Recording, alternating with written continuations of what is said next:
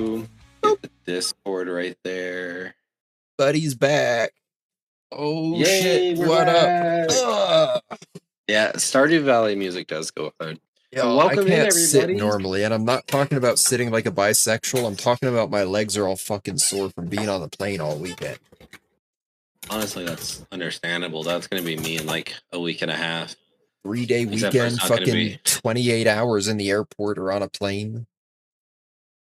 Yeah, mine's not going to be in an airport. It's going to be in a car.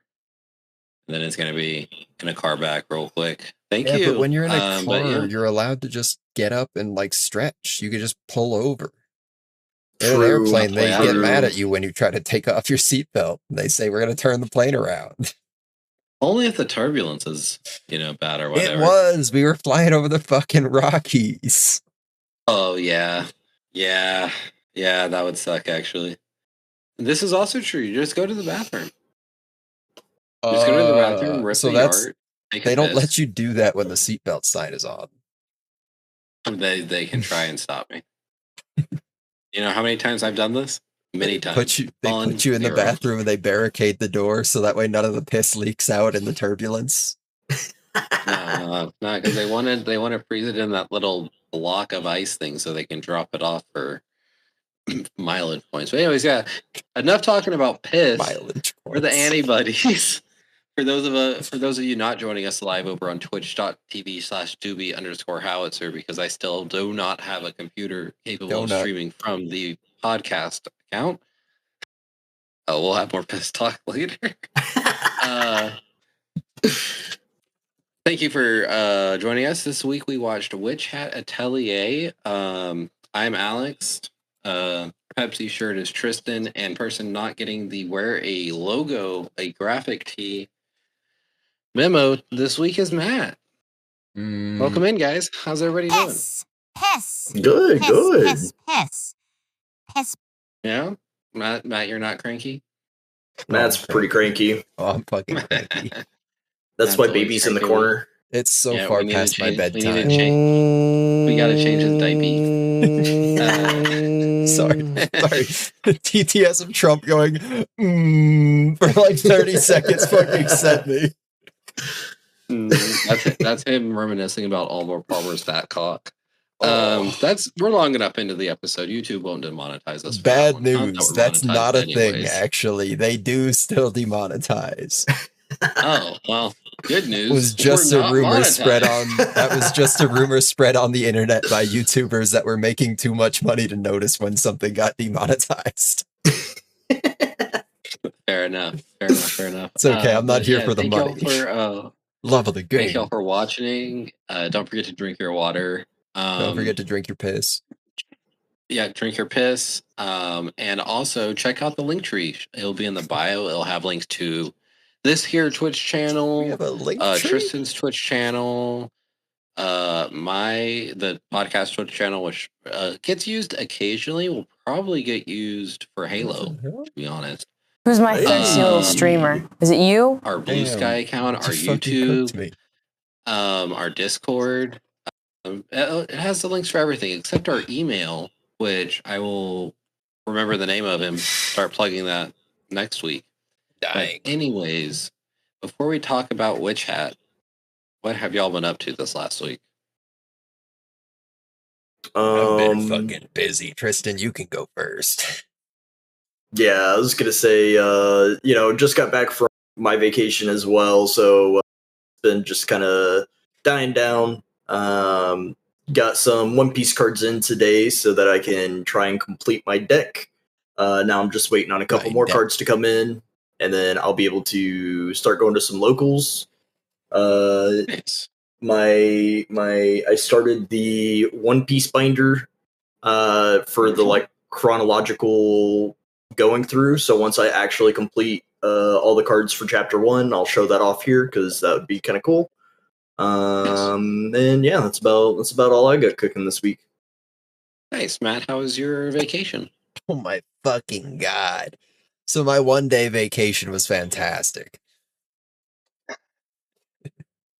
I spent all day in the airport on Friday. Woke up on Saturday morning. Went out, got a haircut with my dad at a fancy barber shop where they give you whiskey and cigars. So that was kind of fucking neat. Yeah. I felt very bad. The very nice lady that was trimming my hair gave me this big fat fucking cigar, and I got less than like a quarter of the way into it by the time she was done, because like it's a fucking easy haircut. It's the most like standard white boy shit imaginable. Well, that's why you just eat it. Well, she was like, "Are you sure you don't want me to trim your beard?" And I'm like, I was probably gonna fuck it up anyways. That's where you go. Yeah, give me the straight razor fucking shave. It's a great question. I mean, maybe honestly. Yeah, no, it's very anti-woke. If I could get whiskey at my barber, but like, that'd be lit. It is actually pretty fucking sweet. That being said, you know, it was in Florida, so that explains a whole hell of a lot right there. Just the existence of it being an audacity like that. Shout out Florida. Shout out Florida. Rest of the day was fantastic. I got to meet my goddaughter / niece. She is gorgeous little baby. Absolutely fantastic. Sleeps all the time. You know, saw the rest of the family because everybody and their mother wanted to be in town and see the baby. So for the first time in like a year and a half, I went to go see my family, and I didn't become the center of attention just by the novelty of, oh my God, Matt showed up. So it was really, really nice being able to just kind of be part of the group and not like, put on a pedestal needlessly. Sends my autism into a frenzy, man. Oh, I'll send your autism into a frenzy, all right. What are you going to do? Rub styrofoam together? No, I'm going to talk about. It makes my tongue tingle, and I don't know how to describe that to people in a way that doesn't make me sound like a fucking freak. No, it's awful. I mean, we know your ultimate weakness now. You're just like Mark. Instead of super strength and super speed and invulnerability and the ability to fly and I can breathe in space or whatever, my superpower is sometimes I guess right about One Piece.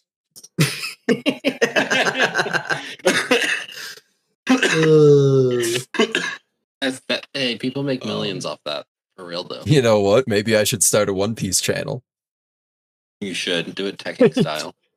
It is Matt culture. Oh my God. But then the Viltrumites appropriated that shit.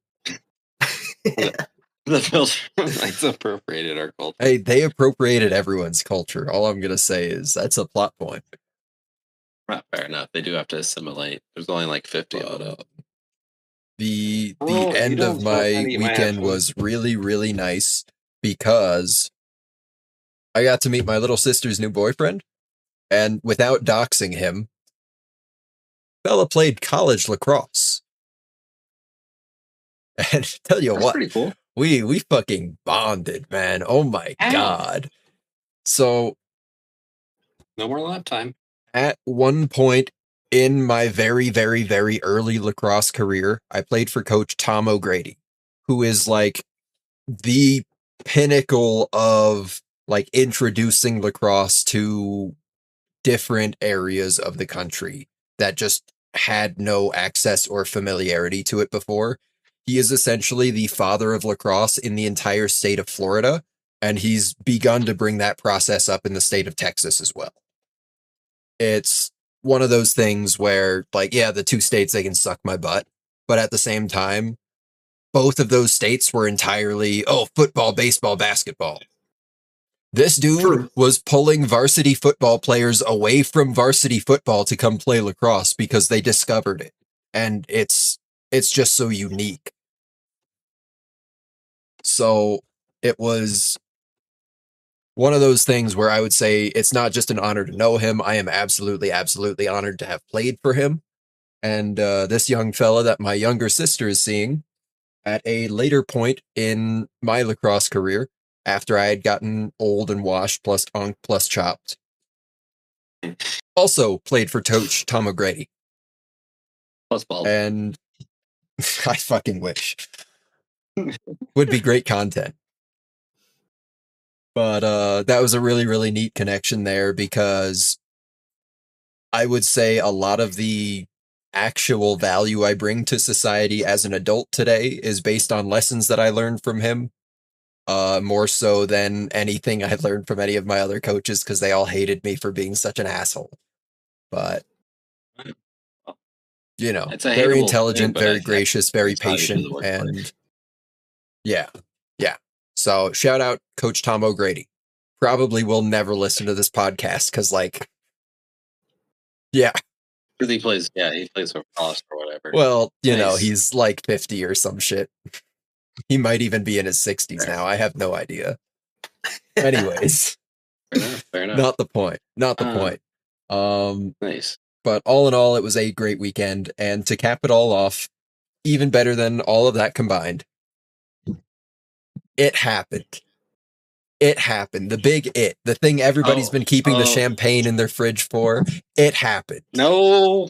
Yes, it. The big it. Capital I, capital T. It. Blue skies erupting over it. Everybody's happy. America is saved. LeBron James is a 76er.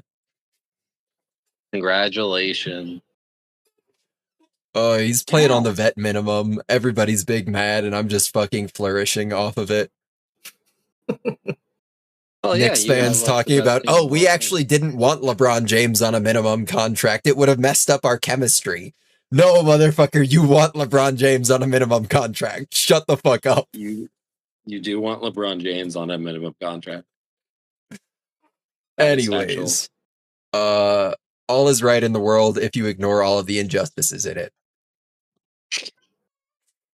All is right in the world if you only look at the Philadelphia 76ers. If you are a cis white male that is a fan of the Philadelphia 76ers, the world is pristine. If you're literally anyone else, get fucked. We got problems. We got a lot of them. Let me tell you.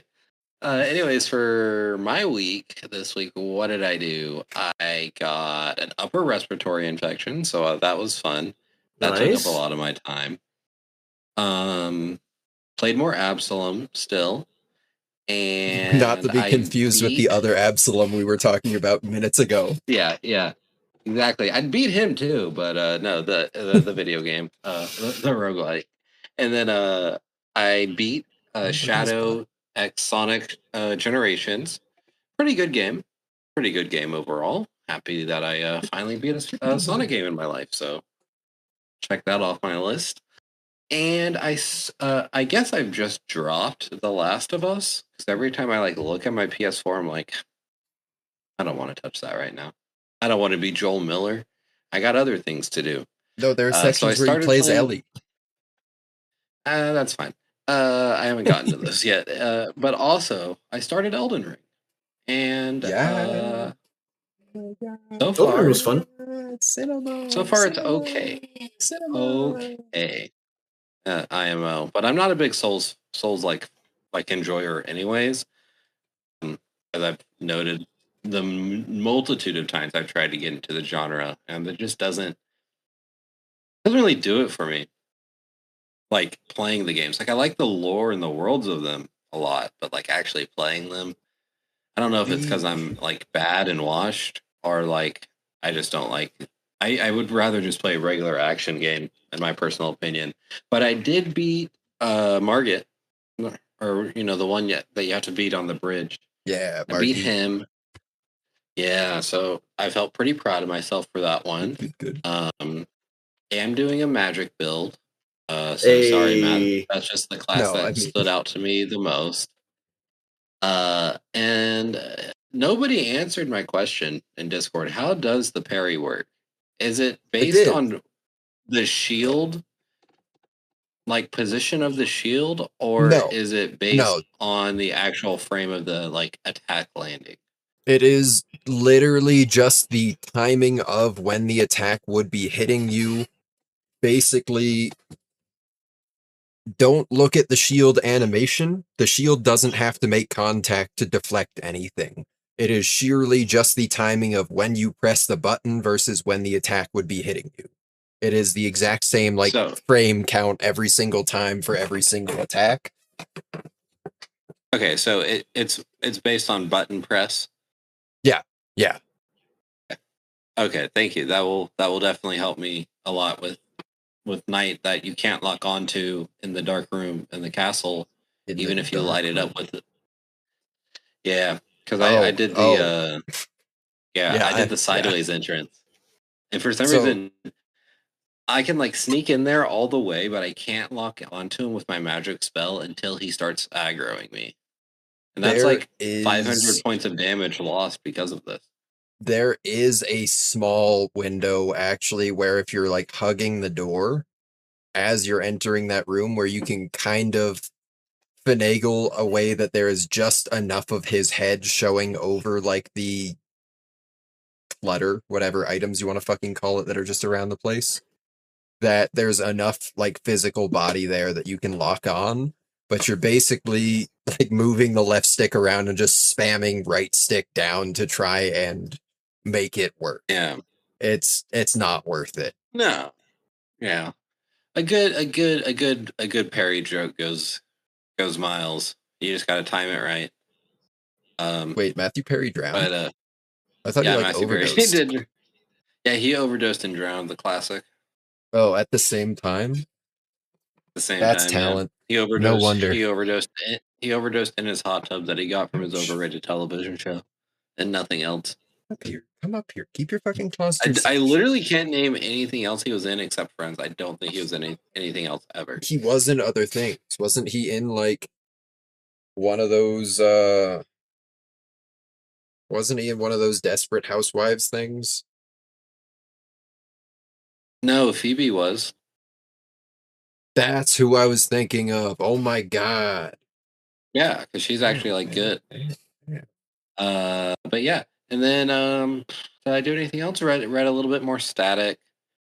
Did I watch anything? Oh, I started Goodbye Laura. That's pretty good. Ooh, pretty good. Not gonna lie. Don't look it up, Tristan. We'll probably watch it for the podcast. Do you guys want to watch House of the Dragon for the podcast? No, because then we have to watch Game of Thrones. Ouch. No, you don't. No, you don't. Ow. I already did. Why are you biting me, you I kind of want to rewatch it, to be honest. Stop being a dick. But, the time for Game of Thrones has passed. We're no longer naming our children Daenerys. True. We are now naming our children Coco. But yeah, which Hat Atelier? Unfortunate. The kid. This is true. It is all about House of the Dragon. People do like this. They picked the worst witch. Did I pick the worst witch? You did. Well, I mean, the best witch got kidnapped in front of our eyes. And then, I didn't want to be a total agate about it.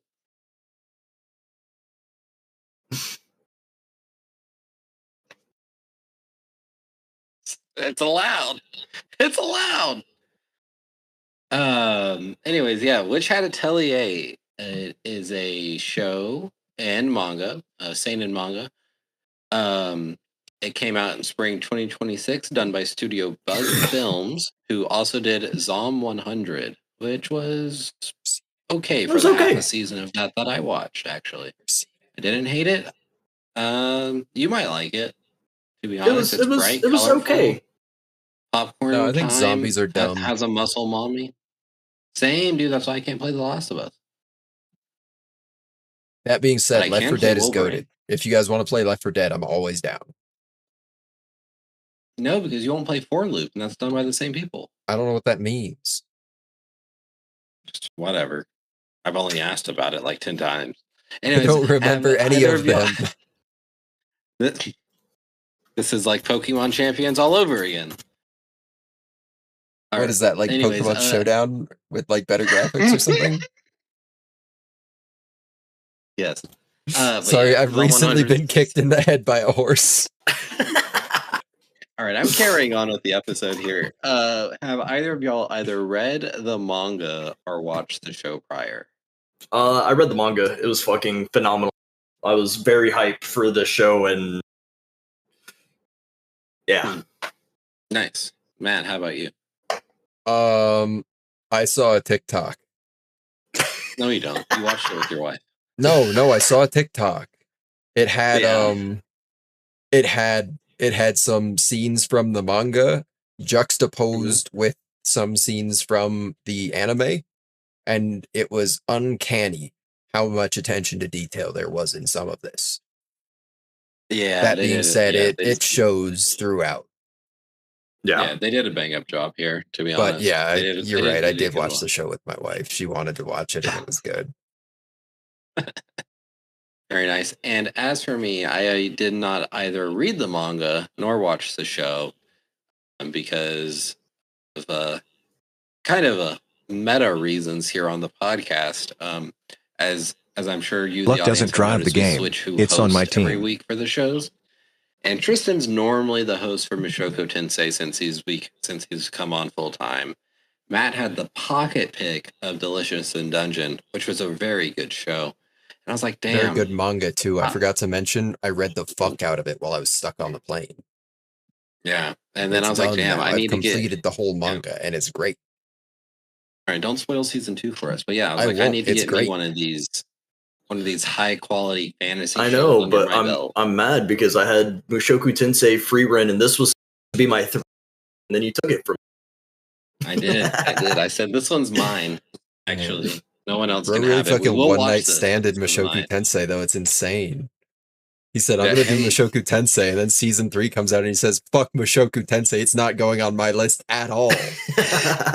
True, but strangely enough, yeah. So and we're gonna have to watch that. It's not done yet. I might have to rearrange some things. It's too late. Yeah, the list is getting adjusted. Actually, it's been claimed by the Superior Fantasy fan. Oh yeah, that's right. I'm actually the isekai guy. Believe it or not. Oh, that's true. You do love Chained Employee. Thank you. You're right. I forgot about that. So anyways, yeah, let's get into it. What happens here is Coco freezes her mom in forbidden magic, and then has to go off to witch school, which is really just art school where you get to hang out with your cool art school friends and talk about your feelings. Yeah, straight up. Han Solo's her mom, to put it kind of more or less in carbonite. Yeah, the only thing is we don't know for sure that her mom's not dead in there. This is true, but we do that's for later in the discussion. We do know when we thaw her out, she'll be blind. Yeah, so yeah, she goes to witch school with her four new, or I guess 3 new classmates and her teacher, who may or may not be mysterious and on a mission. Who's to say? I mean, he's pretty explicitly said he's on a mission. He is literally just a drug addict, and the drug is magic. Well, it's forbidden magic, but yeah. I mean, yeah, especially that's just like drugs. Dude, we should watch American Gangster for the podcast. That's one of Denzel's best movies. We did, didn't we? Or we could watch Ugly Americans, and that has drugs and magic. Labs up her mom. Oh, sorry, I totally forgot what else I did this week. I watched the Nick Fuentes Hunter Biden interview on Channel 5 News. It confirmed my feelings about Nick Fuentes. Anyways, back to the show. So yeah, I know, terrible segue. Had nothing to do with anything. I just remembered it. What, y'all don't know about Channel 5 News? Those words fit together, but my brain's having trouble putting them in order. That doesn't Channel 5 make sense? No, Channel 5, the YouTube channel. What? No, I don't know about this. Here. I don't fucking know. You would probably like Channel 5. I don't watch anything on YouTube. Are you kidding me?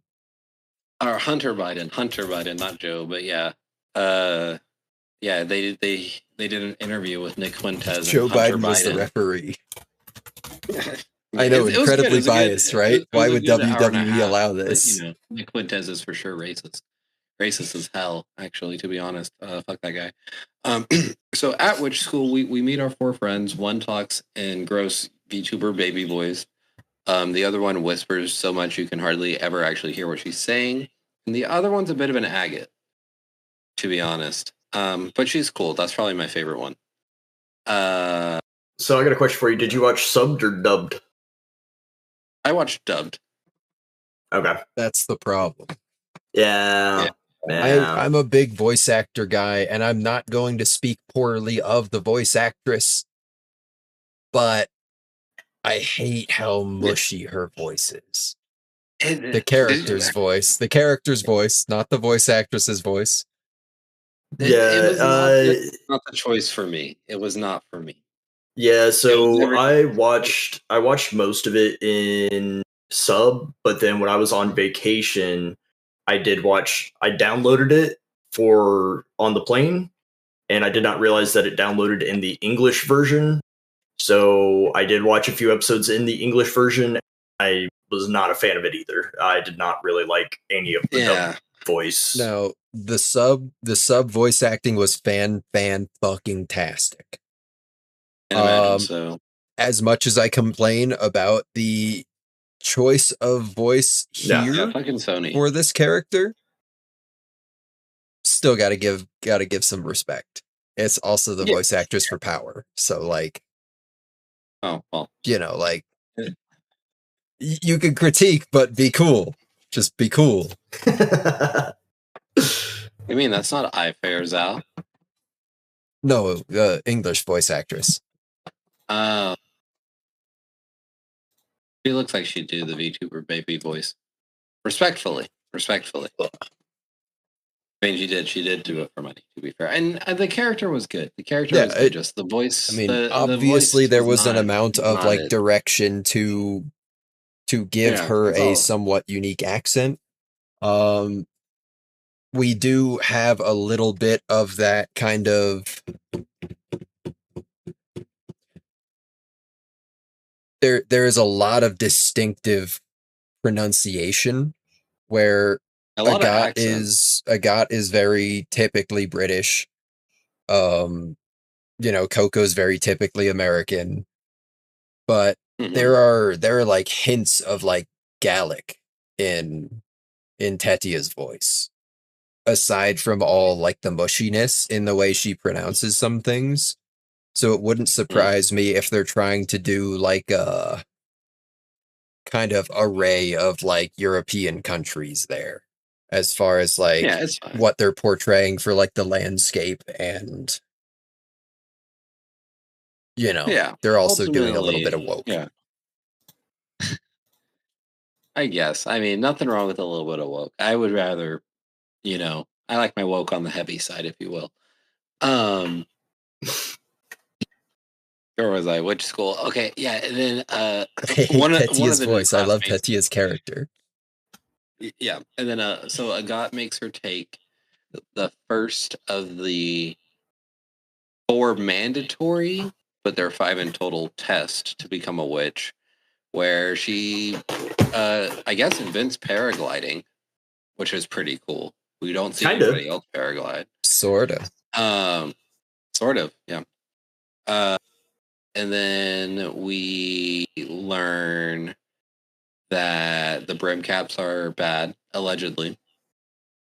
I love how the main brim cat doesn't even actually have a brimmed hat. Yeah. And then I'm just saying. Yeah, we get to meet the people that sell the witch supplies. Turns out one of them is a disabled person. He sees the world in silver, which sounds kind of cool, but I could see that being arduous or tedious involving his profession. But don't worry, him and Coco make a spell for that while Coco's sick to help them find the medicine, because the hospital didn't label it, and then because they don't want people stealing their drugs. Drugs. All I'm gonna say is that should be forbidden magic. They're manipulating time. What do you mean? They're not necessarily. They just reverted it back into its original property. Yeah, no, that stayed as the medicinal property. It just showed what it was. It stayed as the same thing it was, but it reverted back into its original form from being ground up. Yeah. They reverted time. They rewound it to a prior state. No, think about when you break Legos together. Yeah, it's a simple That's time manipulation. You unbroke your creation. Just ignore that the clock says it's been 4 hours because you got frustrated and needed to go smoke about it. Potato. And then we start test 2 for Agat and I'm forgetting the name. Riche. So we start test 2 for Riche and Agat, and then we meet Uni, who's getting just mentally and verbally abused by his teacher. And then the Brimcaps attack, but this one turned himself literally just into ink. It seems like he's literally just sentient ink and also invisible. Crackheads can't see color. Many people are saying this. Like his self is in the hat. What do you mean ink? That makes sense. Like he turned himself into magical ink. Like as we saw, what? I kind of skipped over this. Get out of here! Halfway through the season, after we initially meet the shopkeepers, and Keyfree buys Coco the supplies and stuff. Somehow the brimmed cap that originally gave her the book that allowed her to just slap her mom in carbonite, managed to use a lost spell that was before the day of the pack, the twin bottle spell, with her, and put blood inside their ink, which is what caused the mass erosion on the whenever they're trying to save the people. Yeah, that one actually doesn't seem too difficult. Just based on how like he can completely silently appear and disappear without like any warning or any like hint of Keyfree being able to catch on even or whiff of it. It seems like got his ass kicked. He engraved that little coin thing that was in the bottle that electrocuted Keyfree and just dropped it in Coco's bottle and then went home and did his blood magic shit. No, because the twin bottle spell was done before that. That's how he transported to Keyfree to kick his ass. Yeah, well, that's what I mean. In the town. That's what I mean. Is like it's not like a difficult feat, I suppose, for him to have just put a coin into a bottle to be able to activate the spell remotely from his other bottle. Because the little coin thing was what Keyfree was trying to extract that had the forbidden magic sealed on it, or seal written on it. Yeah. Yeah. Okay. Fair enough. But yeah, and then so the Ribcaps fuck up test number 2. They turn Uni into a dog, so I essentially got I got JJK'd again, to be honest. At the end of the day there. JJK. Yeah, well, the thing is, I didn't feel as bad for him as I did for Jinpei. I also didn't feel as bad because like they turned him into a cool fucking like shadow wolf or whatever. Yeah, like he. If we can't cure him, just let him live in the wild. That he's probably fucking awesome. Yeah, I mean, I don't know. At least he doesn't have to deal with his fuck ass teacher anymore. That, but it sucks that it happened at the moment of like him actually finally gaining personal confidence. Yeah, and then we're gonna pull a Full Metal Alchemist. It's gonna put him down. No, we just got to write the spell, but in reverse. But no, we can't do that because that's forbidden magic. Yeah, you can't cast a spell on the human. That's so fucked up, Alex. What are you talking about? No, I get that this guy's life was ruined by magic, but we can't use forbidden magic. Am I gonna have to call the Knights Morales on you? What the fuck? We're not. You don't have to call Maga on me. But what we're gonna do is we're gonna write the spell in reverse on the part of him that was the cloak that he was wearing. You know what I mean? Can't it feels bad. Yeah. L yes.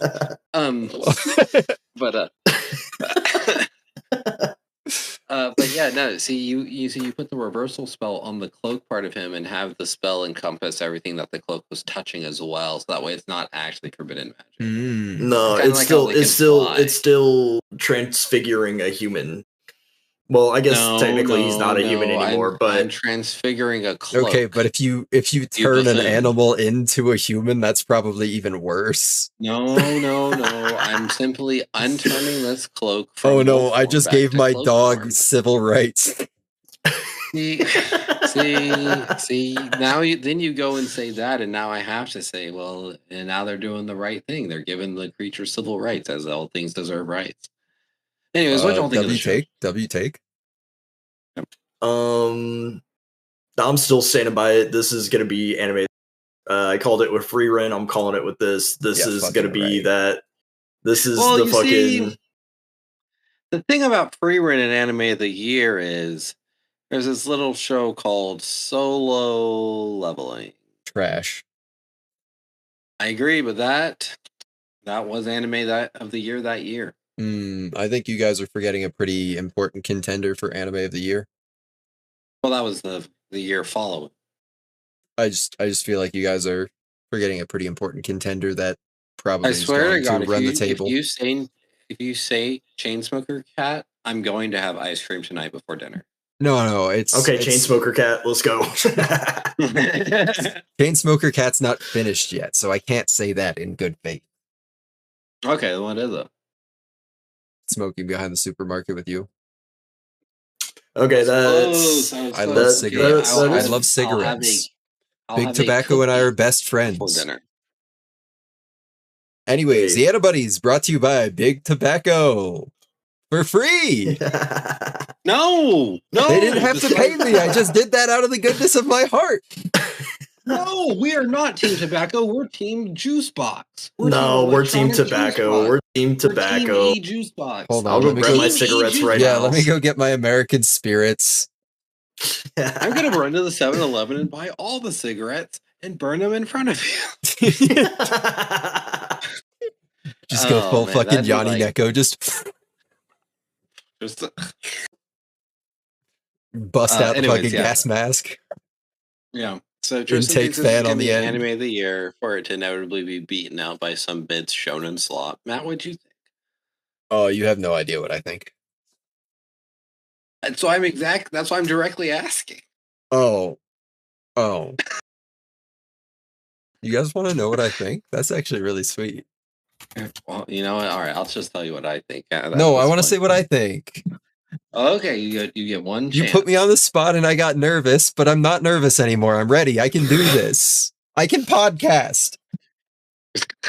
Black Torch. I did see that. I think not only was it a beautifully done anime, I think not only is the story very, very interesting, and I think not only did we get a very nice kind of cliffhanger there at the end where we suddenly got the very heavy, dark twist where it almost feels like where they intentionally chose to cut it off there, it was something learned from Delicious in Dungeon, how well that fared with their cliffhanger being like, things are lightening up and then suddenly getting really heavy again at the end. I think that pairs really well with the genre, especially now that we are in the case of, I'm gonna sound fucked up, now that we are in the case of the fantasy anime, instead of being about a bunch of adult adventurers, it's about a bunch of like child students. It adds extra gravitas to the horror element. Yeah. Yeah. Think of the difference between like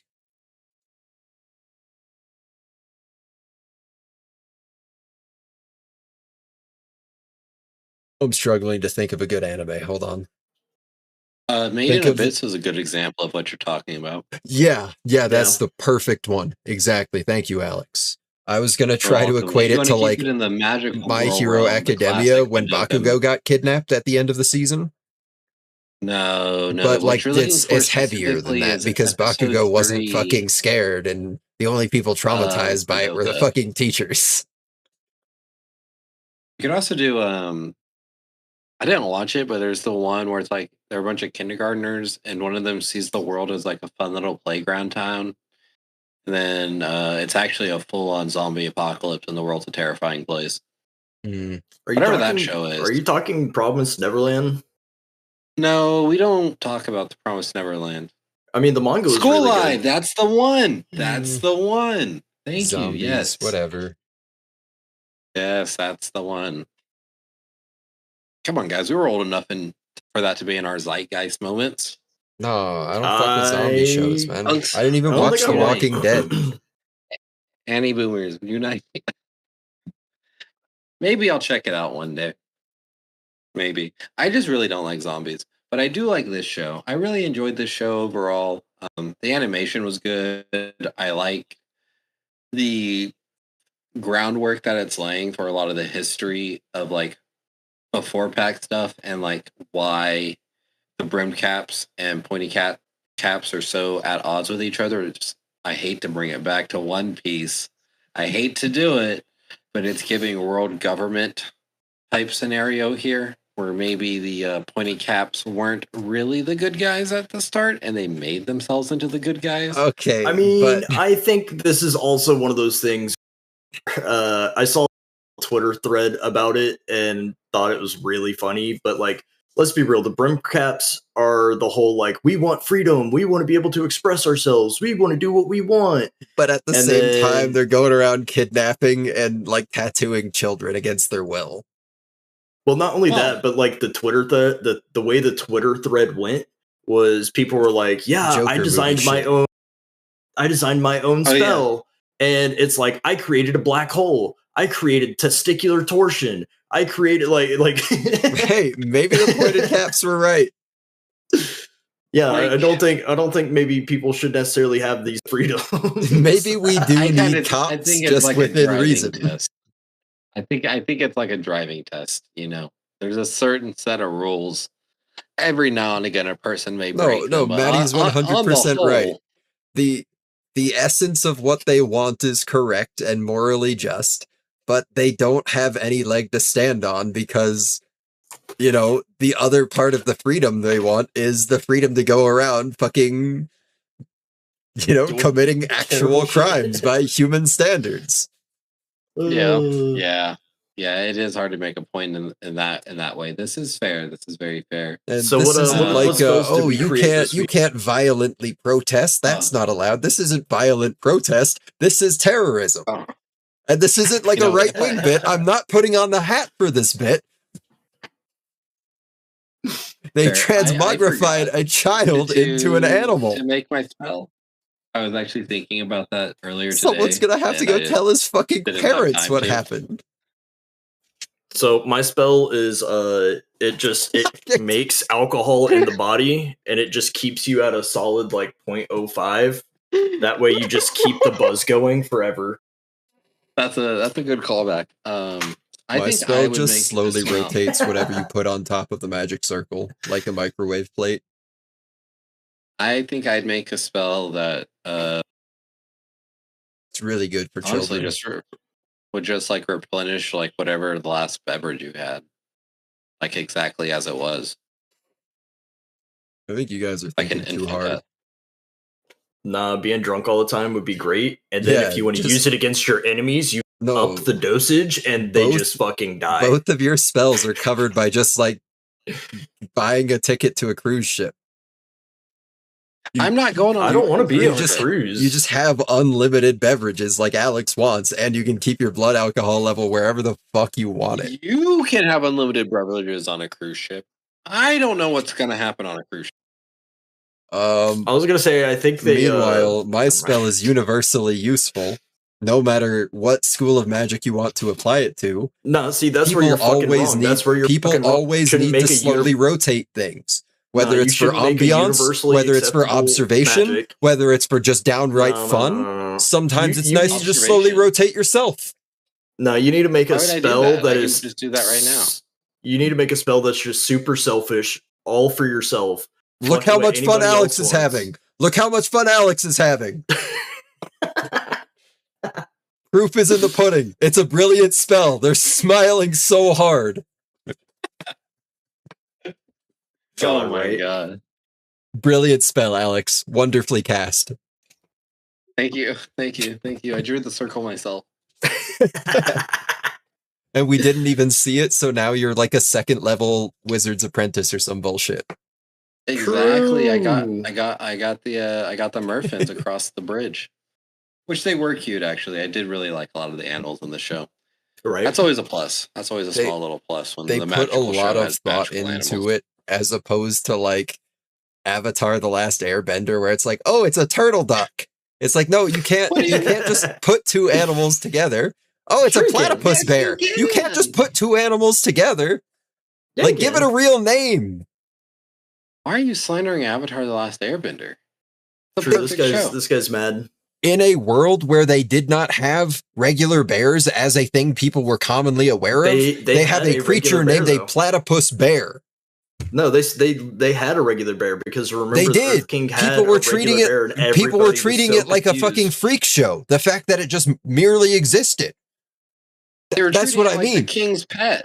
A platypus bear should not be more common of a thing than a regular bear. How else do you get the platypus bear if a bear's not fucking a platypus? The spirit world. Anyways, that was my joke. Thanks for joining us. Thanks. Yeah, I guess they are both mammals, so they can do that or whatever. I don't know. Republicans might not have anything to say about it. That's nice, but Republicans don't have anything to say worth hearing, in my opinion. Oh, that's not true. That's not true. That was mean. That was mean.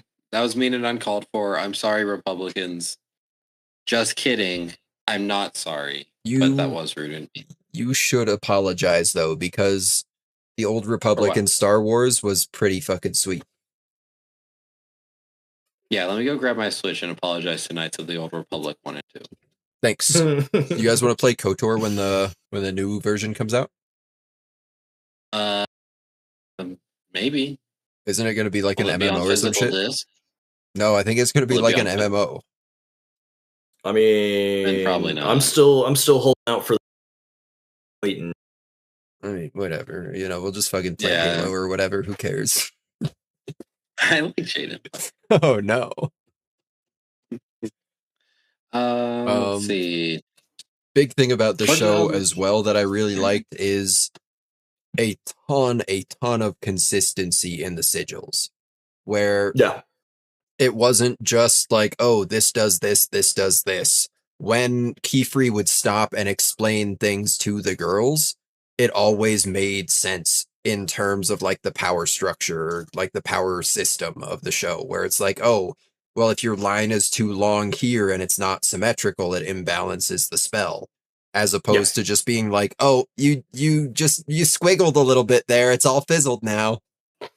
No, I that's one of the things I really, really enjoyed about the manga when I read it is I was like, this is such a cool magic system. Yes. And it's so well thought out and it's so balanced because you like, yes, you can make kind of bullshit spells, but you're not going to be just getting like fucking ass pulls left and right because of power scaling. Yeah. Like it's grounded enough and there's enough rules to it. And that's also where the whole Twitter thread came into play was it's so consistent that people actually were able to take the rules of it and make their own stuff. And that's what's really fucking cool. I can't help but notice Lil Bro was straight up cheating though. I'm going to draw all my spells in advance. Like, no, you're fucking not.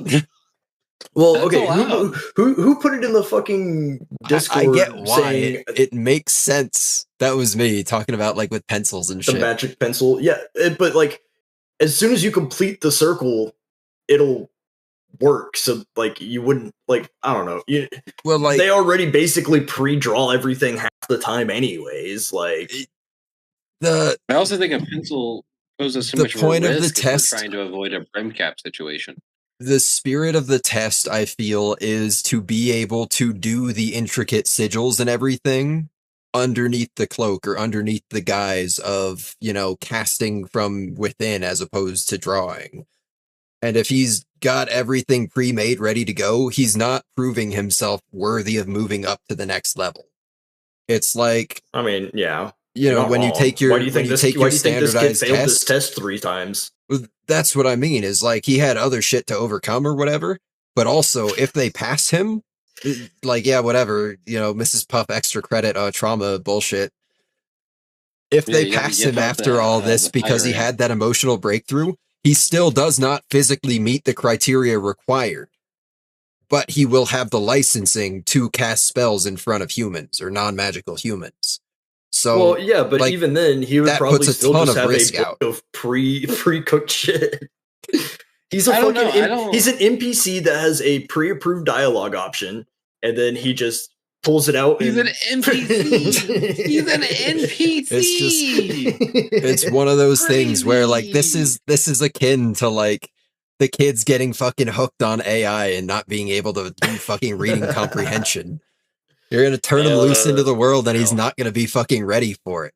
Someone's going to say, I have an emergency. I need this done. And he's going to say, and what's he going to do? Look through his fucking spell book for the right one? Is he going to memorize every single spell, every single page and just be able to, behind his back, feel it out and count 52 pages into the fucking notebook to know which spell he needs? Yeah, that's probably what he would do. Because like right here, he's not doing that. He doesn't have that ability now. He just looks through it in front of everybody while they're all making fun of him and observing him. He's getting koichi'd. He's getting literally koichi'd by his master. He's getting told every day, you're a fucking idiot. You can't fly. You can't fucking draw a fucking circle to save your fucking life. I'm glad your parents dropped you off here. They don't deserve to see what a fucking disappointment you are. Okay, but to be fair, have you seen the movie Whiplash? Now that pressure makes diamonds. Now that he's having that emotional, he can't drum anymore because of the ending of the movie Whiplash. Now that he's getting that emotional breakthrough and ascending and believing in himself, cool, whatever. Put him back at square one, where he can actually learn how to draw things without looking at them.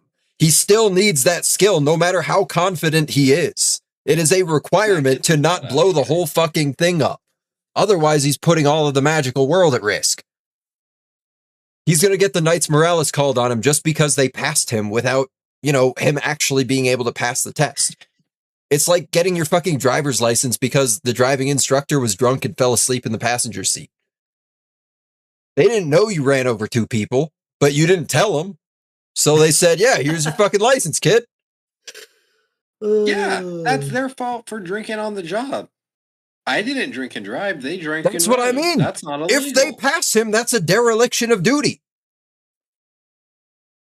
Well, they can't pass him anymore. He's a fucking wolf. Well, obviously, it's under the assumption they fix his wolf form. But even if this didn't happen, even if the trauma didn't happen, even if he just regularly got through the test with the little cheat sheet book, that's still not proper. He should not be allowed to pass like that. Okay. If the Brimcat didn't show up, the bridge would have still been broken in that one part, and he still found out a way to get through it. He did. That's fine. By the literal criteria of the law, he chat GPT'd the answer. He brought notes to a closed book test. He's cheating. It didn't say it was closed book. The whole point is to be able to cast without being seen. That's not casting without being seen. He's not drawing sigils. He's making a fucking check mark. That's completing the circle. That's bullshit. That's because why is a got spending fucking hours and hours and hours every single night losing sleep over to the point where she's like fucking failing to stay awake during the day to be able to master this skill? Because that's what Kiefer's doing in public. Because that's what everybody's doing in public. That's how you be a witch. That's how you be a witch. If he has to fucking flip through his notebook in front of a human, the whole game is up. Knights Morales get called immediately. Well, that's the thing. He's not going to be. I don't know. I feel like you're just going to assume. You're just going to assume it's fine that he's allowed to cheat. You're just going to assume that he knows how to learn. He knows how to learn how to go through the notebook behind his back or inside his robes or something. He doesn't know how to do that now. He's pulling the notebook out in front of everybody in the middle of the test where he's supposed to be doing the notebook in his fucking sleeves. Wait, do that motion again?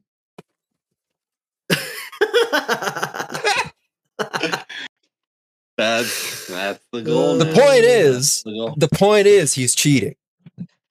It's all well and good if they want to give him a passing grade, but they do have to accept the responsibility that if the secret gets out, and they have to fucking nuke a village or some shit to keep the secret from getting out to the rest of the world, that is his fucking fault.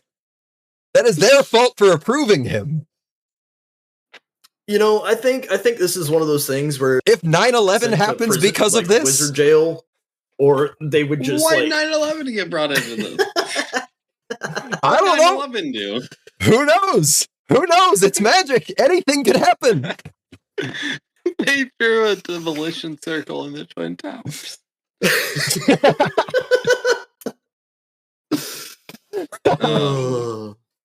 I don't know. I don't think. Listen, I'm cranky today. I don't fucking know. I think it's fairly obvious that a lot of the witches have pre-made spells ready to go because a lot of occurrences are just every day.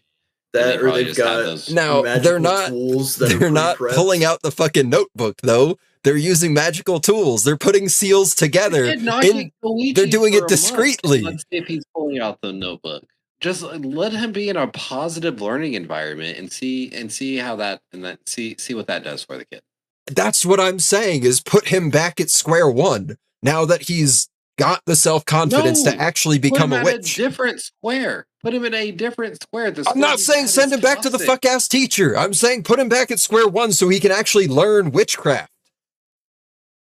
Now that like he has that the key or whatever unlocked in his brain. I see. I agree with this. Well, I think with this, I guess let's move on to character. Anyways, good fucking show, right? Yeah, good show. Turns out I care about it a lot. Turns out. Let's start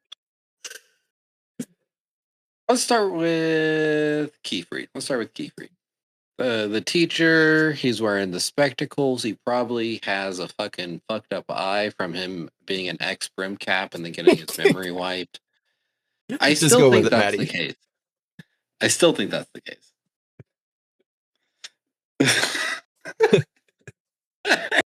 Listen, I just need you to trust the process. Trust the process against LeBron on this. Listen, it might take 10 years, but I will be right. You will be right. But yeah, we got there in the end. So yeah, Keyfried, I'm pretty sure he was a brim cap at one point. Manga readers, don't tell me I'm wrong. I think he's just a wannabe brim cat. No, man, I really think he got memory wiped by the brim caps because he pissed one of them off so bad. No, because none of them seem to give a fuck about him. This is fair. Yeah, but at the same time, if you're a fucking dick and you're a dick to everybody, you're a dick to this one guy, and then they want revenge on you, are you going to remember being a dick to that one person that one time? Yeah, it was a Tuesday for you. Yeah, dude, it was just like a little, this guy was he fucking spilled coffee on my robe, so I fucking wiped his memory. Yeah. Get fucked, nerd. Yeah, very much. He very much put his head to him, yeah. I think he's a wannabe brim cap, and he's just fucking mad that they won't fucking accept him or reach out to him, and that's why he has Coco around, because she's his ticket in. It's not I mean, yes, we saw the little bit about him caring about the ancient magical medicine and stuff.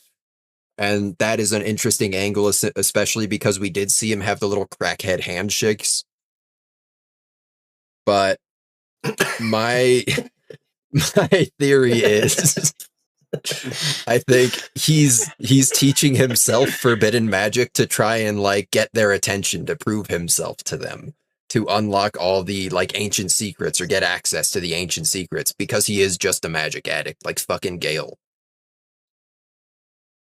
They forgot to feed him the magic items. That's why he's all shaky. Yeah. Yeah, that's fair. That's why he has his house husband there. True. Because he was out of town at the time. Okay, fair enough. But yeah, Keyfried, I'm interested in learning more about his past, and he's a pretty solid teacher actually with all the kids, so that's good. At the very end of the season as well, we saw the bit where Coco was reaching for his glasses. Well, not his glasses, but to check his fucking head. But he lashed out. And we got that really weird angle where we could see not the inside of the shade, but we could see past the shade, his whole face there. And it felt very intentional that we were getting that that slanted angle specifically, where we couldn't see the inside of that side of his glasses. Something tells me he probably has some icky magic on the inside that he doesn't want people to know about. Yeah, I think his eyeball has a magic circle in it. Ooh. That's cooking. That could be the one. He's got the Demon Slayer eyeball tattoo. Either that, or he's doing some like link ring shit with it, where like most of the magic circle is on like the lens, and then he did a little bit on himself, so it was very discreet. And then, you know, put them together and it completes the thing. I just think he's got one of those tattooed eyes that people are doing now. I'm thinking in layers. Very nice. Next, let's he is fucking Kakashi, isn't he? We got old Rugio, which he makes magic tools. He's there to keep the house in check. He's essentially what Matt wants to be in this universe. He is literally the only character worth giving a shit about. He is Big Brother sent by the government to watch you in your home. Yeah, this is actually when Matt's talking about the non-sexual houseboy trope, this is what he's talking about. In this case, he does have that wonderful like husband relationship with Kifri, but they sleep in separate rooms. Which is what Matt wants. He does have a bad goatee. Really. Yes, I agree.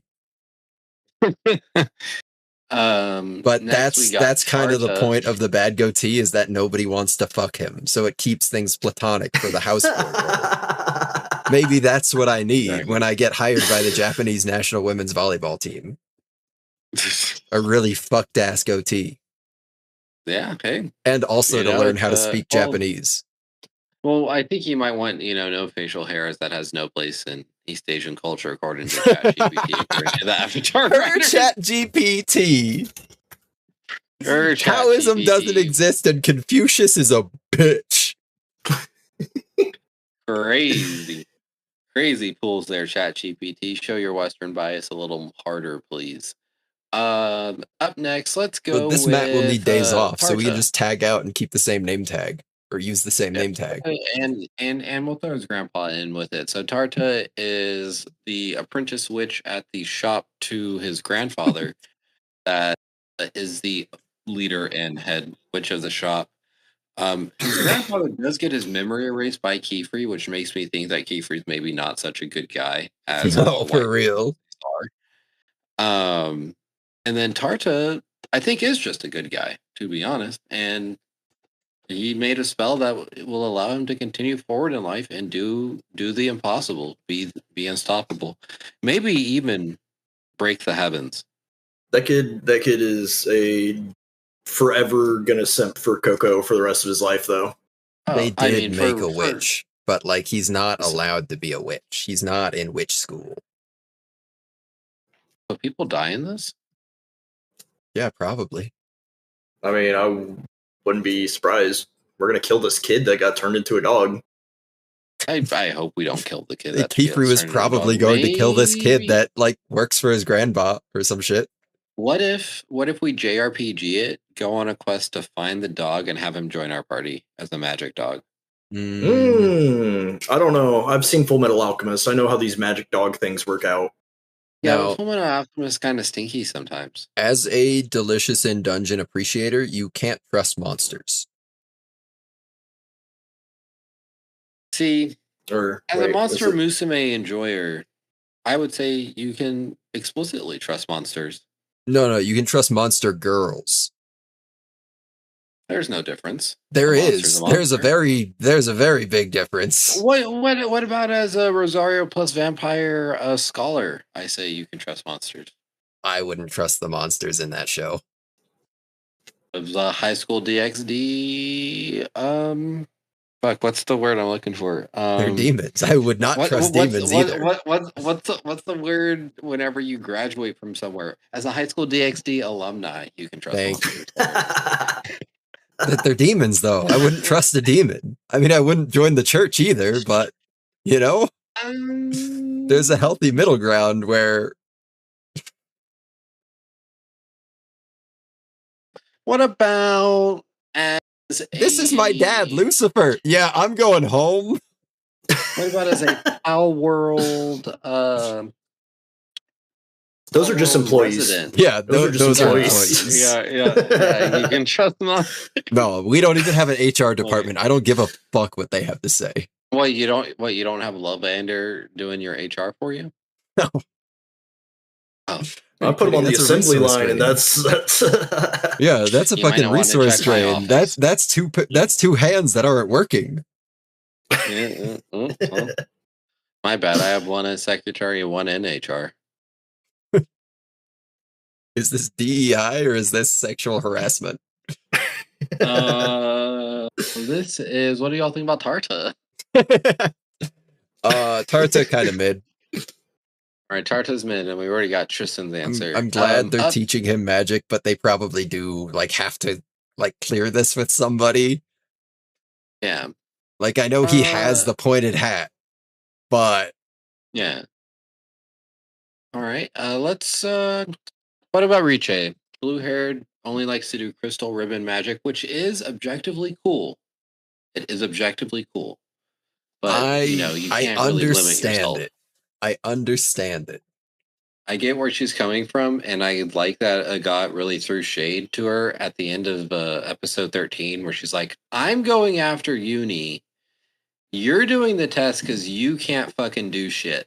Actually, yeah. I thought that was a good wake up call for her. I agree. I would say, as far as this season goes, she was probably one of my least favorites, just because she's just so pouty and mopey and I just want to do what I want to do. And I get it. Children. You said I wouldn't have to do anything I don't want to. Okay, if you don't want to fucking go to sleep, then don't go to sleep. But you know what? You're gonna fucking take this test. The whole point of you being here is to become a witch. I'm not feeding you and clothing you and putting a roof over your head for 40 fucking years for you to never become a witch. I mean, hey, if she wants to become a neat, let her become a neat. Who cares? She can become a neat in her own fucking parents' house.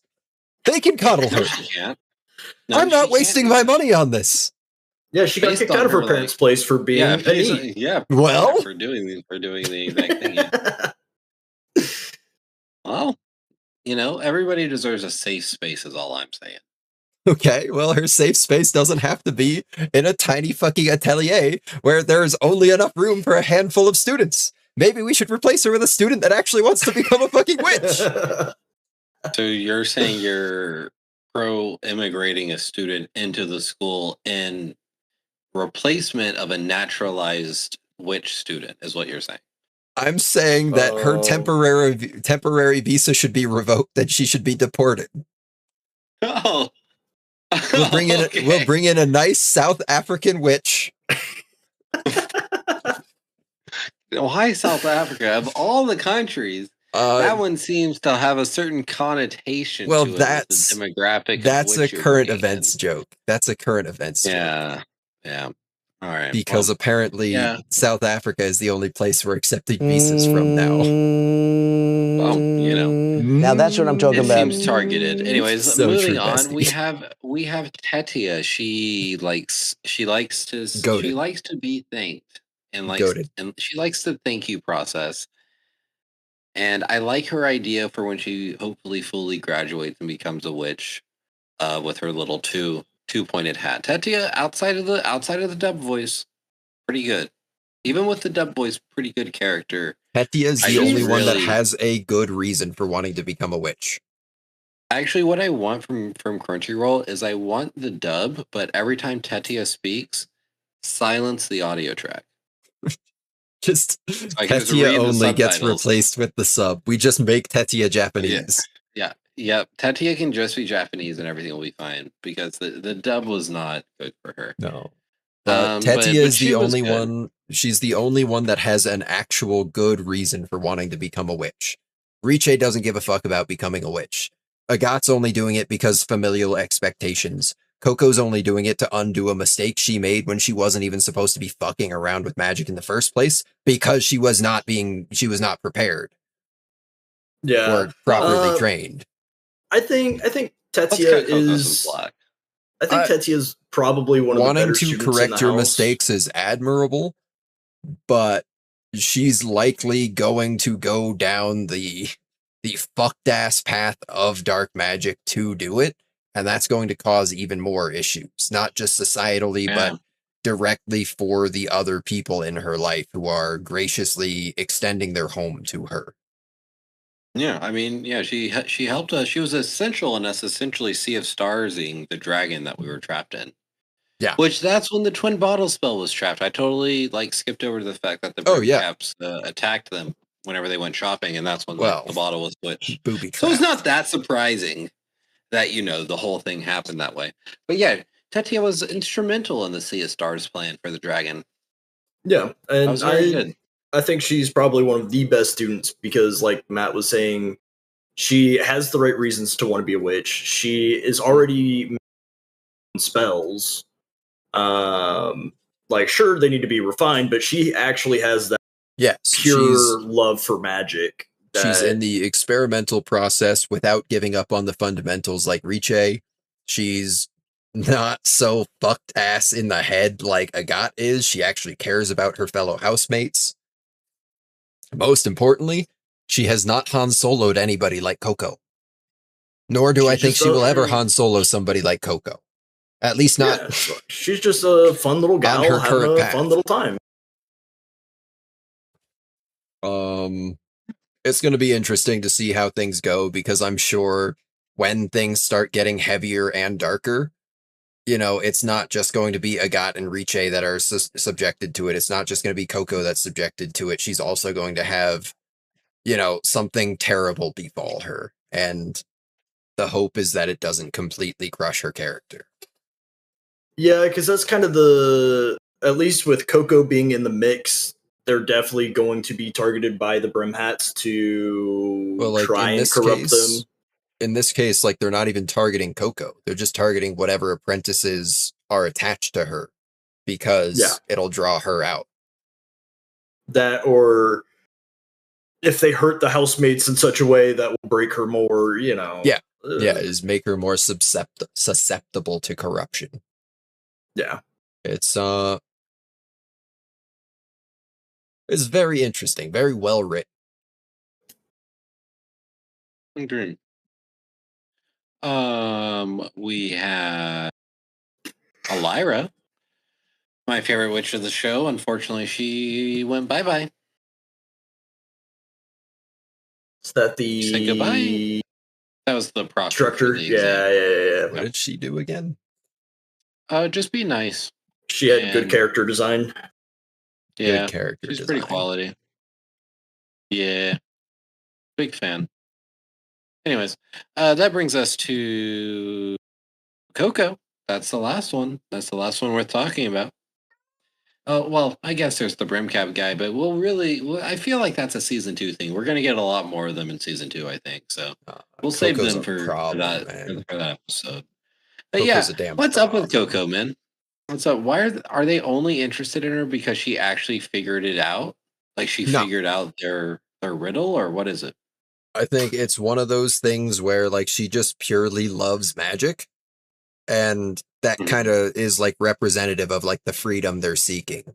Is somebody that's not constrained by the rules, that just wants to cast spells because they love casting spells. Because, let's be fair, they initially met her at the festival when she was a child. A 4-year-old. And, maybe there was something special in her lineage because we don't know her father, but realistically, from where we are now, that's all we have to go on. Yeah. It's just, she seems that she really loves magic and has that pure enjoyment for it, and they want her to be if you really love magic, you wouldn't want to be constrained by their rules. Therefore, you should turn to dark magic because there's so much more that dark magic can offer you. True, and they have cookies. I mean, hey, who doesn't like getting a freebie? Also, she's already cast forbidden magic. So, it's basically either she gets her memory wiped or she becomes a brim cap. And then, they can just say hey, look, the pointed caps are pieces of shit. They want to wipe your memory. They want to take magic away from you. We got to fight back, girl. We got to make you strong. Here, carve this into your arm or whatever. Yeah. That was crazy. Like, that was crazy. They almost Kiefer ruined her whole interjecting career. himself like that is, you know, kind of a godsend, even though we can tell he's probably up to no good to a degree, or is acting in his own self-interest to a degree, I suppose. Mm-hmm. It's very interesting. But also, the whole thing teaching Carta magic without any like supervision. It's one of those things where like that could go wrong pretty easily. Like he was playing around. They were doing like the drill sigils that she was casting on like the rocks and stuff. They were only experimentally trying to do it in reverse. Only the person doing it in reverse had no experience even doing it the normal way. So like, yeah, but how do God you get forbid someone gets God forbid someone gets hurt, you would probably want a supervisor there to intervene. No, they're in a hospital. Stop them in the process of it. I mean, Coco was, but he's just colorblind. Like he could have been regular blinded or some shit. Yeah, they're in a hospital where someone can treat them right away. It'd be that's fine. The kind of thing where like, while Coco's in the middle of drawing the fucking forbidden sigil that's gonna Han Solo her mom, if she has a supervisor there next to her at the edge of the desk, they're looking at the sigils like, wait, that's not gonna end well. We'll stop right there before you close that circle and let's discuss this. Well, if we're going back in time to when she did the forbidden magic, if she had a supervisor over her shoulder, she's not even getting to that spell. Well, that's what I mean, though, is like the first one, they're in like, a smaller case, here, that's the whole point of like learning magic from a teacher instead of just learning magic from a book. Coco learned from the book, and then her spells were casting all over the place, and then Kiefer sat down with her and explained it, and suddenly her spells were working normally. Yeah, I think it's one of those things where educated guess though on this one. Yes, it worked out, but being taught by somebody who is brand new themselves and is also completely out of it because they're dying of a fucking fever in the hospital is not the ideal outcome. He probably would have been much better off just going and finding any adult anywhere at all. Maybe. He could have left the hospital and brought an adult back with him, and they could have just given her the medicine instead of spending like a fucking hour rooting through the entire medicine cabinet casting a spell 50 times. Also undoing all the hard work of the poor nurse that has fucking arthritis and had to grind up all of those fucking herbs herself. No, I think with the final version, it just showed the holographic version of what it was. No, they were doing the anti-spinny stuff. Yeah, they were like full on reassembling shit. All right. Maybe that's just me being an idiot again. It's because he has silver sight. They had tried to do like an illusion thing or whatever before, I think, at first. I don't remember, but the long and short of it is it would have probably taken less time, maybe the same amount of time, but just go find an adult. You're fucking 10 years old. Like, this isn't your job. Yeah. True. Admittedly, he does have a job, and that's cool for a 10-year-old, whatever, Republican talking point. Yeah. Yeah, he's pulling himself up by his bootstraps, and he's disabled. What's your excuse, liberal? For real. He's not asking for accommodations. Well, I mean, that's because one was given to him. Now he'll never hand it out again. Thanks, Greg Abbott. Anyways. Pull the damn ladder this brings me to my final question of the episode before we go into final thoughts and ratings and recommendations. Who do we think's joining the Brimcaps? It's a got. Someone's got to join the Brimcaps. It's a got. No, I don't think it's a got. I actually agree with Matt. I think it's going to be a got. You think it's going to be a got? I think it's going to be a Riche. No, there's no fucking way. The second they sit down and they say magic can do anything, you should learn more spells, and she's just playing with fucking crystal ribbons in the corner. No, Meanwhile, this guy's like, Riche, come check out this spell. I invented a fucking portal to another dimension. And she only asks, is it a crystal ribbon dimension? No, that's not the pitch, Matt. The pitch is, hey, we're not going to make you take stupid tests. You can actually just make your crystal ribbon magic all the time. We can actually teach you how to turn people into crystal ribbon. Carve these crystal ribbon sigils into your arm. Yeah, here. Why don't you turn the people that keep giving you all these rules and restrictions on what you can and can't do with your magic and just turn them into ribbons? She's not going to want to learn spells from them is the problem. Like, the whole point is to learn is to teach somebody forbidden magic. She's not willing to be taught. Yeah, I just don't think a god is, because she's too stringent. And like, I think she is so deeply results focused that, like, right now the result she's looking for is to fix Uni, and that is going to take her down the path of, I'm gonna go fix him. I'm gonna go cast fucking forbidden magic on him. That's why I told everybody else to stay here. Yeah, I think, especially in terms of, like, she has that dark side to her where she wanted Coco to fail. And, like, yes, she's accepting Coco now, but at the same time, Vegeta accepted Goku and then decided to go full Majin Vegeta because, you know, he wanted to be the best. The same way Agat, you know, wants to prove herself as being worthy of being a, like, royal fucking wizard family or whatever. That's fair. I'm not one to argue with Majin Vegeta. If she feels that Kefri is holding her back, maybe she seeks out a new master who encourages her to reach her full potential. Maybe. Or beyond. Also, she's already been marked with the magic ink. So, like, she might be a fugitive. Like, she didn't do it to herself, but they did cut her open and put magic ink into the hole. Which is but at the same time, very bad. But at the same time, they didn't actually, like, complete a tattoo on her, like... No, but the same way that Uni has the notebook, they could complete it, or she could complete it at any time, and, like, that, the sigil but is... it's also, like... whatever. It's also, like, she's got a single line, whereas a sigil's a complex design complete within a circle. Yes, she could continue it, but if it's just, like, it's like, hey man, this is a scar of what, you know what I mean? Sure, but at the same time, you know, they're very, very, very serious about the whole human body thing. That's why, like, they got rid of all the medical magic. Yeah, but which is crazy. So that feels like a casualty that wasn't needed. Well, it's like hey man. I mean, I get why they don't want you to hurt people with magic, but at the same time, it could be misappropriated. Yeah. That's why you make a 6th level test which is that prove that they're only good and they want to heal people. Only the Grand Wizard of the pointed caps can learn healing magic.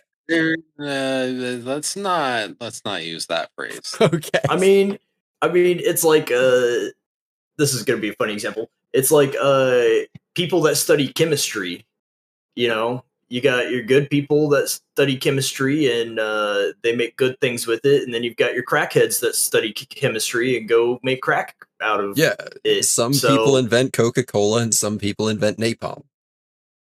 Oh, see, I thought you were going to say some people invented cocaine. Well, no, the guy who invented cocaine in a roundabout way invented Coca-Cola. True. I mean, in a roundabout way, all things are made through God. Yes. Thank you for this gift of Coke. Thank you for this bountiful Coke. I mean, not to be an advocate of drug use, but cocaine is derived from a plant. I mean, so if God didn't want you to do cocaine, God wouldn't have made that plant. It's manufactured from a plant. Yeah, but you can still chew on cocoa leaves. and well, get the same effect. Chewing on the cocoa leaves is God's way of getting fine. high. But if you're sniffing coke, you've gone beyond the pale. You've gone through the veil. Now you're doing like man-made drugs, and you're some kind of a fucking corporate junkie. Well, no, what we need is somebody that's willing to rub the fucking leaves on their gums like a man. Oh well, man. I'm just saying, when you rip the yard, you yourself are no longer smoking marijuana. You are now doing the man-made drug. True. Yeah, but I'm not religious. So here's the funny thing, actually. My niece is getting christened in the fall. That's what you do for baptism. Exciting. All well and good. That's true. I've been named the Godfather. Fantastic. Now here's the crazy part. Nice. The church that my sister and my brother-in-law go to has a list of requirements for the christening. Oh. One of them is that the two of them need to financially contribute and keep a solid foundational relationship with the church. So not only do they need to pay monthly tithes, essentially, to be allowed to baptize their daughter, but here's where it gets crazy. The godparents need to be parishioners, and if they are not parishioners from that church, they need a letter of good credit from their parish's leader, from their congregation's leader.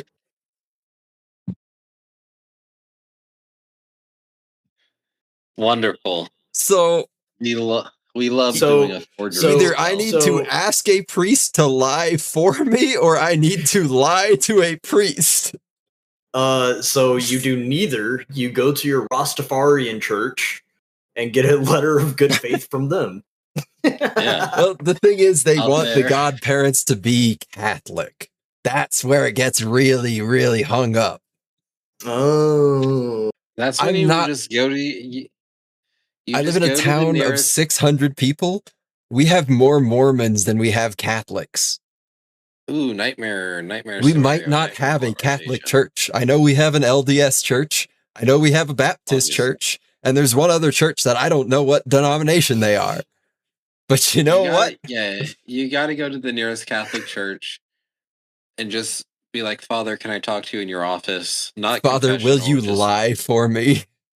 No, it's not. It's just be like, Father, listen, I'm not religious, but my sister just had a baby. They want me to be the godfather, and their church requires this. Here's me. Here's what I do. I'll spend a couple hours talking to you, but can you write this letter for me? Now, here's where it gets crazy. Is simple solution is probably just to call the church and try to get in touch with. It might not even be the pastor himself or the priest himself. It might even just be somebody in the clerical side of things asking about an exemption. True. Basically give them the rundown of, listen, dude, I live right along the border of Utah, practically. We ain't got Catholics. We ain't got Catholics. Yeah, I'm the only Catholic for miles, coach. I don't know what you want me to do. They're like, well, just drive to where you do your mass. Hit him with the old, they'll say. I was confirmed under the name St. Jude of Thaddeus. I'm a real Catholic. Anyways, it's going to get interesting fast. Anyways, any final thoughts before we get out of here? Great show. Go watch it. I agree. Great show. Great show. Don't go watch it. Read it. Yeah, you're right. Read it. That's true. I liked the storybook stuff with the show. I like that it opened and closed on it, but it was cute. Kind of cute. Honestly, if you should read it. You should read it. I finished Delicious in Dungeon, and I didn't want to jump immediately into another fantasy manga, so I started reading Don't Toy With Me, Miss Nagatoro, and it's really fucking good. It is really good. Yeah. I picked up from where the anime left off, and once I get through that, because it is a completed manga, so it's not it is completed, and the ending is. The ending is really good. Good. Once I get through that, I'm picking up Witch Hat next, and then after Witch Hat, coin flip whether I'm doing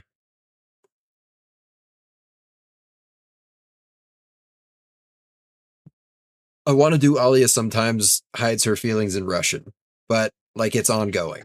Yeah. And I don't need another ongoing. Just do that and so like I'm looking for another completed manga to put in there. And don't put it on the podcast. I got bad news for you. Don't do it. It's a good show. It was not a good show. That was so fucking show. mid. We love incest. What do you mean? This is he ulted. He ulted immediately. It's time to play the game. He ulted us. Time to play he ulted the game and hit R. Then boom. Speaking of hitting R, I got Jake to play The Binding of Isaac, and I think he likes it. So I'm really happy. By that, I mean Jake bought all the DLC because it was all super cheap for like $2 each. Oh, fair enough. Yeah, that's a good deal. Yeah. Now you're going to put 2,000 hours into Binding of Isaac. You know what? I just might. I started a new save file to play with them. So, like, I got another, like, 60 hours or so to finish that one out. Yeah, you gotta finish the game. No, it's probably way more than 60 in Repentance, but we're not here for that. Yeah. Tristan, your final thoughts, real quick. It's a good show. Go read it. Great, that was what you said. Good. No, that was my thoughts. That's what it was. It's a good show. Watch it, read it, enjoy it. Don't fucking make black hole spells. Don't make what spells? These black hole spells. I mean, that doesn't sound much better. No, like spells that are of stars that have collapsed in on themselves. Don't do that. Nope. I'm gonna make a spell that changes people's skin color if I don't like them. Whoa! Why does it have to be if you don't like them? Yeah. Why can't it be for their benefit? Why are we changing? I don't know, man. I feel like if you're walking around, where did this come from? I'm shocked. I'm I thought we're talking. I was the right wing cat things, right? We're talking brim cat bips, right? Yeah. I thought we were just talking about spells we wanted to cast. Oh, I didn't say I wanted to cast this one. It's just Alex loves it black might holes. be necessary. I mean, black holes are cool. I would conceptually like to see one in real life. Yeah, I put one in my favorites. Just go watch Interstellar. I actually have not seen Interstellar. I actually watch Interstellar. Like that's actually a. What is that? The George Clooney movie? No, it's the one with Matthew McConaughey and like it's time travel Same and guy. stuff, and wildly different guys. It's the one with Sandra Bullock, recommendations. Right? No, so easy. That's Gravity. With George Clooney? No, that's the one where she's like stuck in space by herself.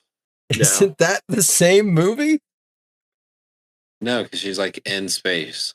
Actually, it was really cool. Actually, it was really cool. Gravity was a good movie. Recommendations. Free Ren. Go watch Free Ren. You like? That's a good one.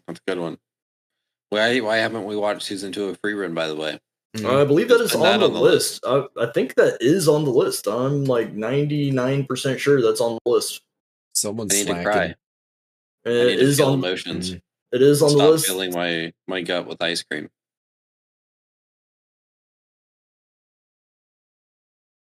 Excellent. Actually, I need to look at the list. Matt, what would you recommend? Oh, I'd recommend you watch the Sixers play basketball this year. Sorry,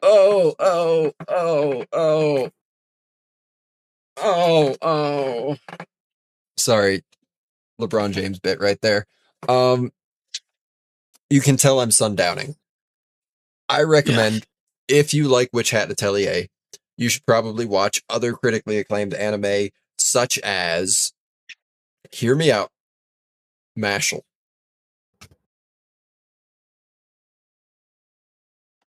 I guess we'll let it slide. Magic schools or whatever. Bad rec. You should have just done your delicious and dungeon bit. I like Mashal. Yeah. I mean, I like Mashal, but I don't necessarily think very overlapping. What do you mean? They have unique lines on their faces, just like they have unique lines on their papers in this. And the ultimate superpower is just punching a motherfucker in the face, apparently. Yeah. Just causing grievous bodily harm to somebody because they're not allowed to use magic to cure themselves. I recommend Hunter x Hunter 2011 because they both have really unique power systems and great world building and good characters. Okay. Yeah. Respectable. I still don't know. Have y'all seen Hunter x Hunter? No. I have. Matt, you haven't seen Hunter x Hunter? No. You'd love Hunter x Hunter. No. I actually think Matt would like Hunter x Hunter. I've seen like 5 episodes of it, and I just like can't get engaged. No, that's the thing. You would like it, really. That's what they said when they showed me 5 episodes of Hunter x Hunter. Of the 2011 version? Who fucking knows? Probably. So there was a gal I was dating at one point, and she said, we should watch Doctor Who together. And I said, that's way too much. And she said, okay, let's settle for something shorter. And let's watch Hunter x Hunter together. And we watched 5 episodes, and they were not in a row. They were over the course of like 4 months, and I don't even know if they were contiguous episodes or fucking not. But every single time she'd put it on, the whole time she'd be staring at me like, are you liking it? This seems like it would be right up your alley. And I'm sitting here like, what the fuck am I watching? So you were tainted. You were given a bad experience. Don't talk about my taint.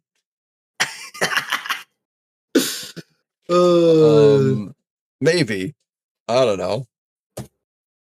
I think the trick to get Matt into Hunter x Hunter, and I would hate to do this. It got horse girls in it or something?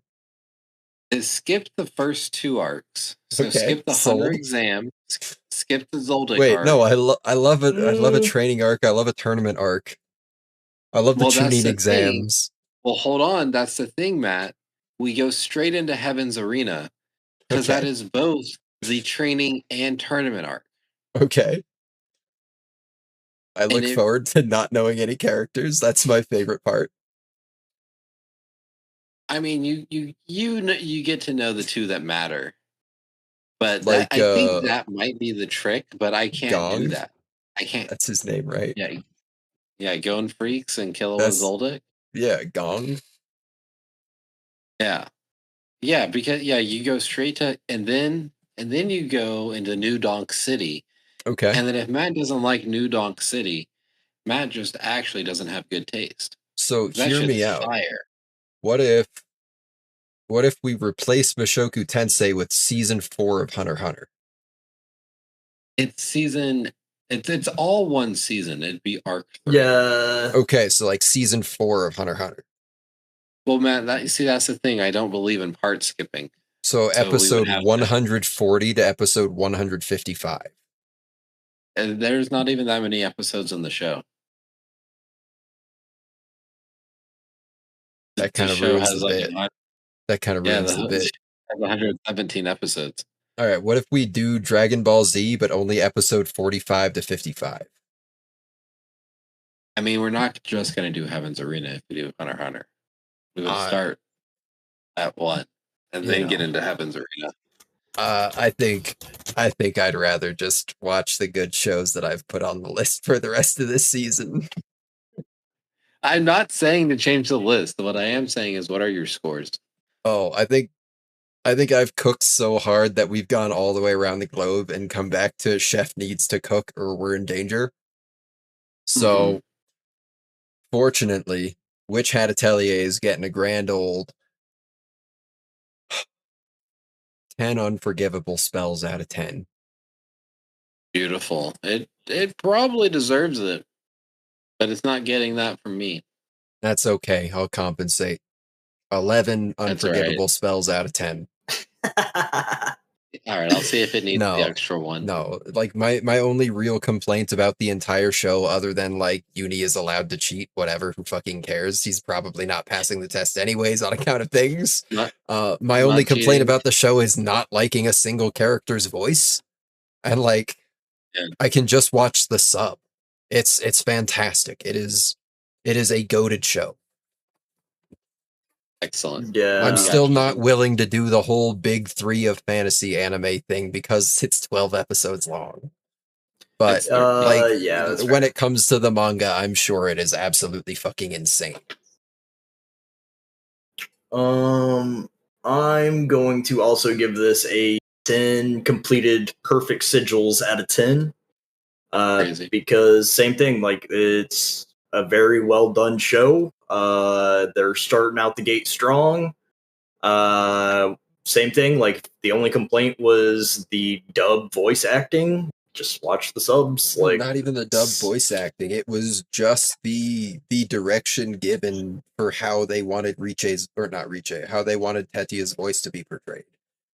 Yeah. And like honestly, they could completely change how it's presented in season 2 and just say puberty or something, and nobody would be mad. Nobody would be mad. This is factual, but unfortunately, they cannot change it in season 2, which is a big reason why my score is this. I'm going to have to give this 7 nights at the Atelier. That's so crazy. That's so crazy. That's so crazy. It was writing a solid 8. It was very good. I was very intrigued. I was at a I wasn't 7 incredibly blown away by anything in particular. It's insane. That is okay. Now I have to interject because I was at a 7 until we got the fucking key-free water dragon scene. That blew me away. That literally made Eileen cry. Are you fucking crazy? Yeah. Okay. I love you. Yeah. Look, I understand that, like, what really appeals to me may seem eccentric at times, but I did really enjoy the show overall. And I think it's a quality product, and I'd highly recommend it. But my biggest gripe, and I said this about Kaiju number 8, season 2, I say this every time this happens, you got to finish the arc for the season. Like, I don't care if you're like quickly turning around and doing a season 2 within a calendar year to finish the arc. Like, that's just make it a long season. That's okay. That's allowed. You're allowed to do this. Well, I personally like the cutoff there. Like they left it with the anchor already sitting in your stomach instead of dangling off the side of the cliff. I don't know. I just would rather have like us finish this part out. Like, and that's part of me being, I get it, just wanting more of the show because I was enjoying it and really into it, and I could just read the manga. I might do that. The way they did it is very Mushoku Tensei coded, where like it leads you to feel like there's a second half of the season coming. But I don't think that's the case. I think we're just doing a separate season in 2027. Yeah, we're quickly getting the season 2, which is good. But I feel like with a product like this, like you already knew it was going to be a big hit. Yeah. Like it's okay to take that little extra time to like make it a 24 episode season. And in my opinion, like I'm sure financially doing it in the 12 to 13 episode format, taking that like small break to get everything like really going for season 2 with the extra income from the released anime really does help. But like, who cares about the business side of things? I'm a consumer. Everyone's too afraid of GTA 6. Who gives a fuck about GTA 6? Bro? No, not everybody's going to play GTA 6. Not everybody has a machine that can play GTA 6. Not everybody even cares about playing GTA 6. Somebody needs to put out just a downright good quality game. It doesn't even have to be mind-blowingly great. It just has to be good and quality and fun and work well in the same time that GTA 6 comes out, and you're immediately the second best game in that entire fucking seasonal block. See, unfortunately, here's the thing. Instead, they want to fight for fucking 1st through 10th place instead of just securing 2nd place. Yeah. Well, you see, unfortunately, Matt, for the grand populace audience. It's not just GTA 6 that's locked behind the current generation of consoles. It's also all of their sports games. Every single sports game is no longer on the last generation of console. So now everybody will be playing GTA 6 because they had to buy it so they can continue to play 2K and Madden and MLB and hockey and golf and wrestling and UFC and Fortnite. Fortnite's no longer doing on PS4. I just think neither's Roblox, neither's Genshin. Like all the games are moving on. So like everybody's actually going to be playing GTA 6. It's kind of fucking crazy. People are going to be less willing to spend $1,000+ on a console when it is roughly equivalent to what you could spend on a PC. I think you I know there are a ton of normies that are just going to do it anyways. Yeah. But like even a person like me, I don't like really debating about the PC thing. Like it's a real debate. Practically speaking, it just does not make any sense to me in the same way that like it's the tedium. You could offer a subscription service for more money than just buying things like when you need them. It's the tedium. Ultimately, PC is the right answer, along with piracy being the right answer. But there's a lot of hoops and jumps that like you got to really consider everybody when we're talking about these things. Like there has to be a better way than just pirate everything, because that's not going to work for everybody. You know what I mean? Like some people just are morally opposed to it. Some people don't understand why it's actually more morally correct and better for you in the long run. But at the same time, we also like should just really actively try to incentivize like a change in laws and policies and general mindset towards these things. But we're an anime podcast ran by 3 people that don't have bachelor's degrees. Hold on. I'll have you know, it's not my bachelor degree, but I have a bachelor's degree. Fair enough. And then I guess by extension of that logic, Tristan would be the most educated of us all. Speaking of which, Tristan, on account of the family business, I understand. Yeah, on account of the family business, yeah. Dale, I'm a medical doctor. So I had a pick and then realized that pick is actually not viable. So yes, it is. Would it have to be a piracy? It actually is borderline lost media. I bet I can find it. I bet I can fucking find it. There's no way. Try me. No way that. Try me.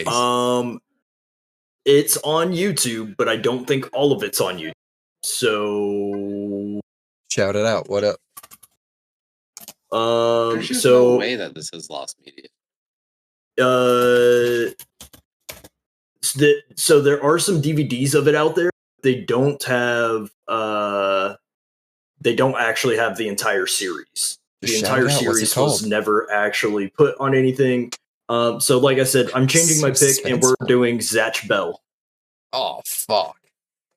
Oh yeah. So the first season is equally as long.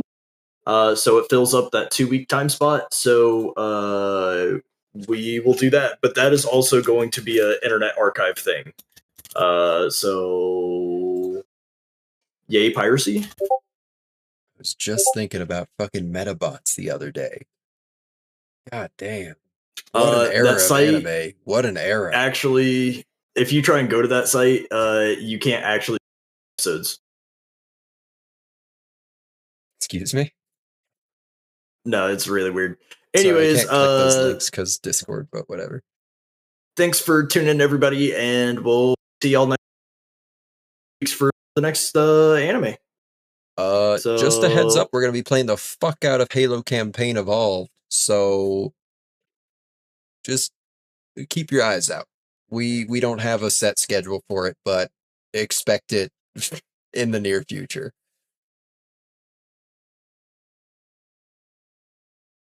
Bye. Drink your piss. Bye. Yeah, drink your